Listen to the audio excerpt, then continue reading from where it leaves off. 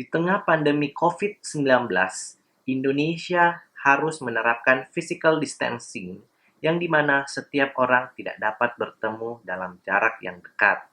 Beberapa perusahaan yang akan menyelenggarakan RUPS pun akan kesulitan mengenai hal ini. Oleh karena itu, bagaimanakah tata cara RUPS menggunakan media elektronik?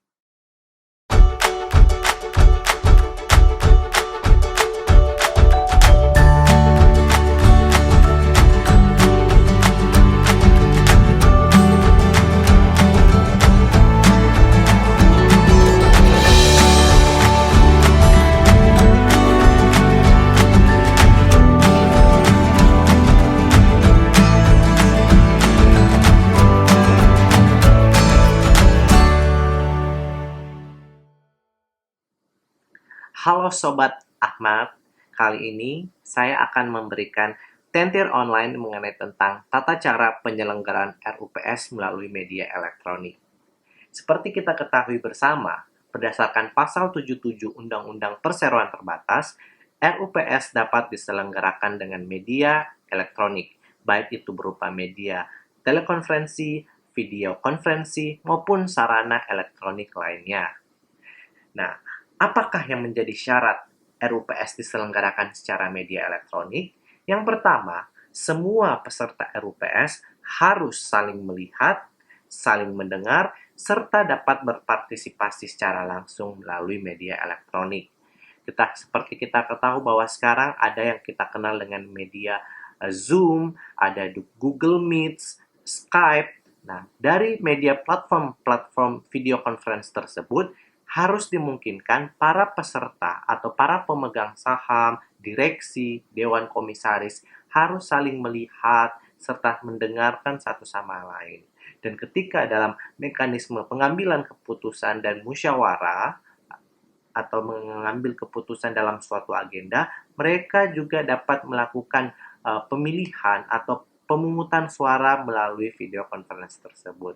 Jadi 100% semua peserta RUPS yang pastinya adalah pemegang saham harus hadir dalam RUPS tersebut.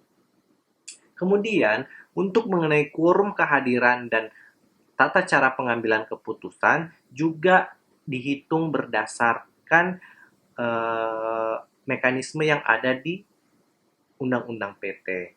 Jadi, apabila agenda biasa, agenda perubahan anggaran dasar, atau agenda seperti restrukturisasi perusahaan layaknya merger, akuisisi, pembubaran, maka itu mengikuti dari pasal 88, 89, 86 yang berada dalam Undang-Undang PP.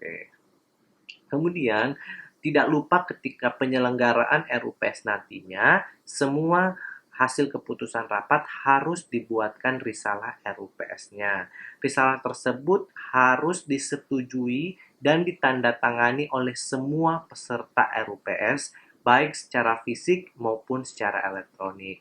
Dalam hal ini, jika dilaksanakan tanpa kehadiran notaris, maka hasil keputusan RUPS tersebut nantinya jika tidak dapat dilaksanakan secara fisik, bisa menggunakan dengan teknologi tanda tangan elektronik atau signature elektronik atau digital signature.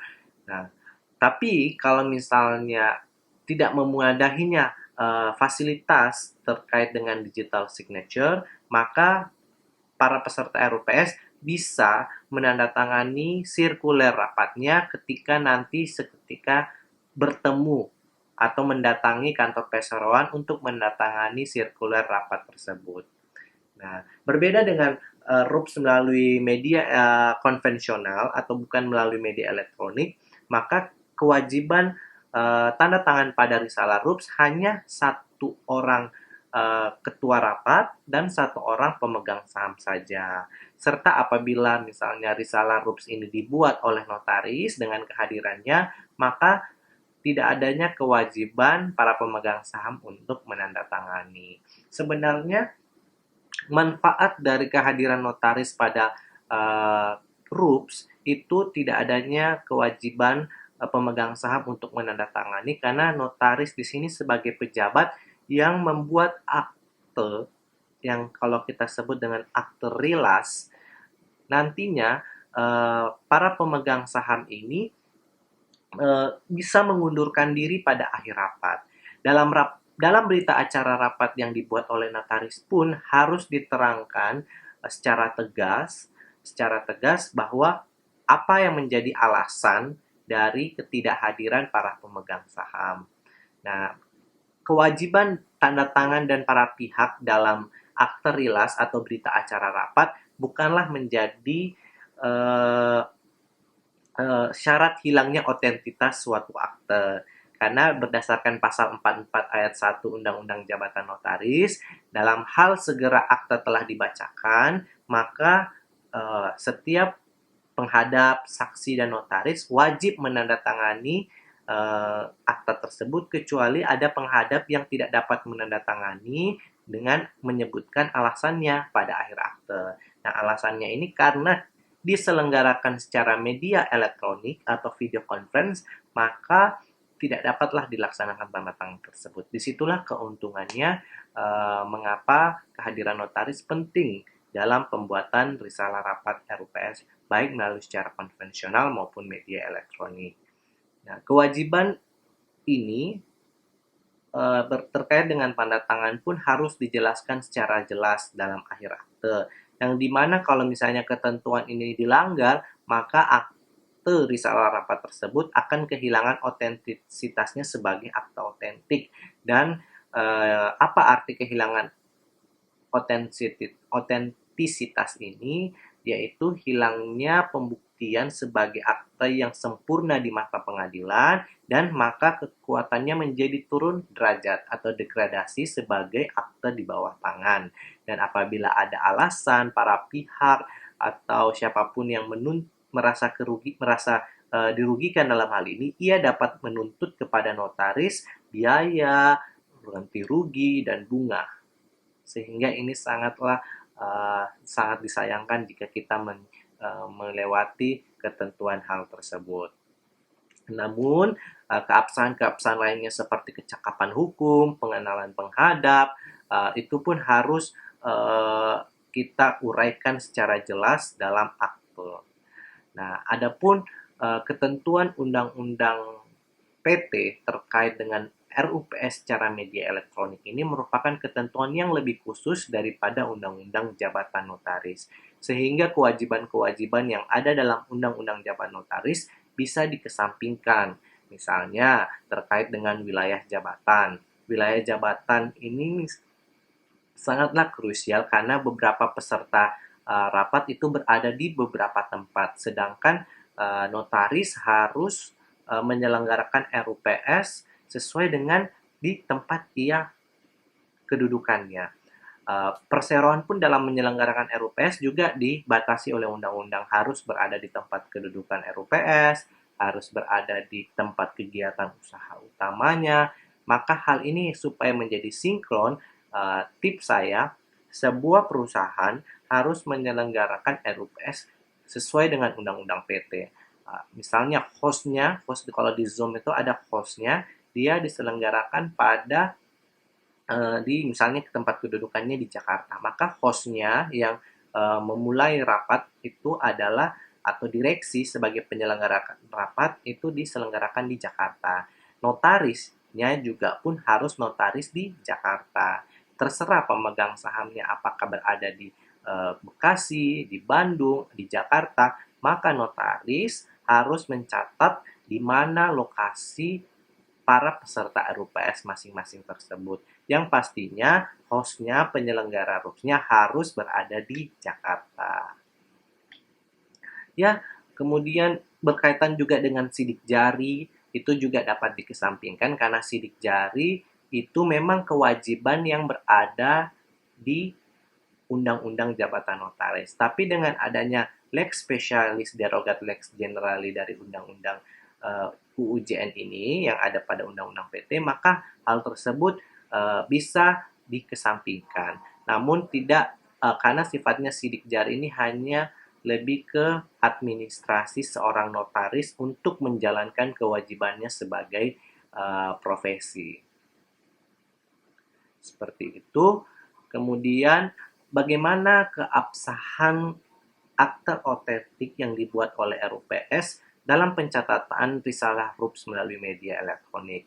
Berdasarkan pasal 5 Undang-Undang nomor 11 tahun 2008 tentang informasi dan teknologi, atau kita sebut dengan ITE, Undang-Undang ITE, maka informasi elektronik dan dokumen elektronik dan serta hasil cetakannya merupakan alat bukti hukum yang sah. Nah, alat bukti hukum yang sah ini sudah merupakan atau dokumen elektronik ini merupakan perluasan alat bukti yang